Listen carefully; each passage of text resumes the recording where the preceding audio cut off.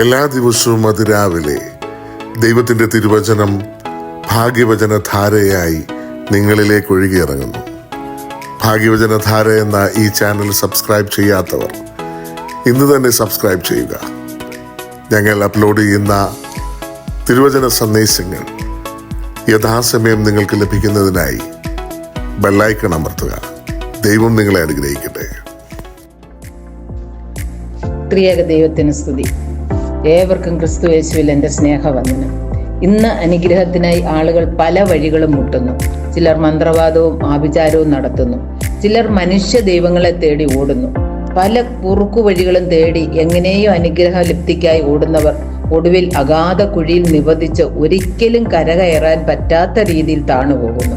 എന്നാൽ കർത്താവ് യേശു ക്രിസ്തുവിലൂടെ മാത്രമേ ശാശ്വതമായ അനുഗ്രഹം ലഭിക്കുകയുള്ളൂ. 115 സങ്കീർത്തനം 13-14 വാക്യങ്ങളിൽ പറയുന്നു, അവൻ യഹോവ ഭക്തന്മാരായ ചെറിയവരെയും വലിയവരെയും അനുഗ്രഹിക്കും. യഹോവ നിങ്ങളെ മേൽക്കുമേൽ വർദ്ധിപ്പിക്കട്ടെ, നിങ്ങളെയും നിങ്ങളുടെ മക്കളെയും തന്നെ. യഹോവയായ ദൈവം അബ്രഹാമിന് കൊടുത്ത വാഗ്ദത്തം തലമുറകൾ കൈമാറി ഇന്ന് നമുക്കും അത് ബാധകമാണ്. ദൈവം അബ്രഹാമിനെ വിളിക്കുമ്പോൾ പറയുന്ന കാര്യം ശ്രദ്ധേയമാണ്. നീ നിന്റെ ദേശത്തെയും ചാർച്ചക്കാരെയും പിതൃഭവനത്തെയും വിട്ട് ഞാൻ നിന്നെ കാണിപ്പാനിരിക്കുന്ന ദേശത്തേക്ക് പോവുക. ദൈവം കാണിക്കുന്ന വഴിയിലൂടെ പുറപ്പെട്ടാൽ അവൻ നമ്മെ വലിയൊരു ജാതിയാക്കും എന്ന് പറയുന്നു. നമ്മളുടെ പേർ വലുതാക്കും.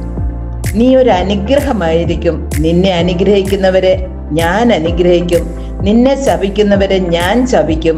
നിന്നാൽ ഭൂമിയിലെ സകല വംശങ്ങളും അനുഗ്രഹിക്കപ്പെടുമെന്ന് ഉൽപ്പത്തി പുസ്തകം 12-2-3 വാക്യങ്ങളിൽ വായിക്കുന്നു. നാം നമ്മുടെ പാരമ്പര്യത്തിലോ നമ്മുടെ കുടുംബ മഹിമയിലോ ആണോ ഊറ്റം കൊള്ളുന്നത്? അതോ ദൈവത്തിന്റെ വാക്കിന് 1-ാം സ്ഥാനം കൊടുത്തുകൊണ്ടാണോ ജീവിക്കുന്നത്? ഭൗതികമായ സമ്പത്ത് മാത്രമല്ല ദൈവിക അനുഗ്രഹം. ദൈവികമായി അനുഗ്രഹിക്കപ്പെടുന്നവന്റെ ആത്മീയവും ഭൗതികവുമായ എല്ലാ ആവശ്യങ്ങളും ദൈവം നടത്തി തരുവാൻ ബാധ്യസ്ഥനാണ്.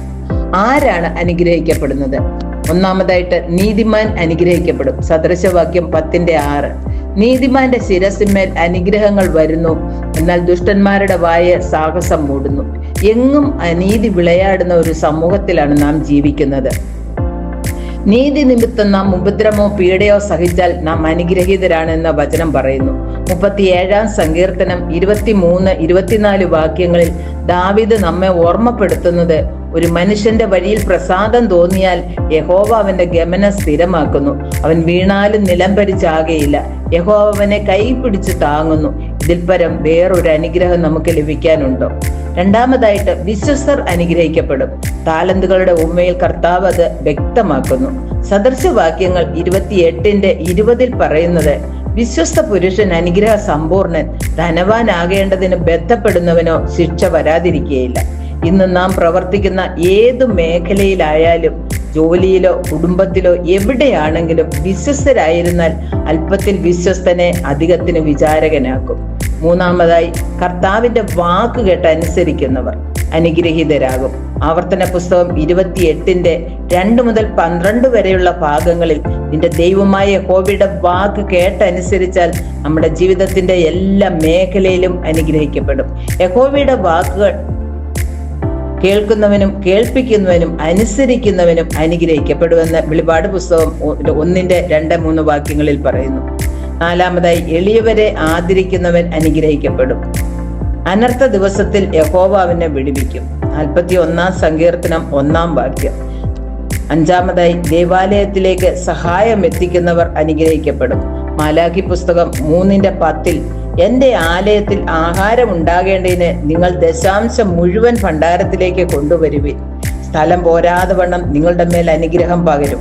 മുകളിൽ പ്രസ്താവിച്ച വഴികളിലൂടെ ദൈവിക അനുഗ്രഹം പ്രാപിപ്പാൻ ദൈവം നമ്മെ ഓരോരുത്തരെയും സഹായിക്കട്ടെ എന്ന് പ്രാർത്ഥിച്ചുകൊണ്ട് എൻ്റെ വാക്കിൽ നിന്നും വിരമിക്കുന്നു. ദൈവം നമ്മെ എല്ലാവരെയും അനുഗ്രഹിക്കട്ടെ.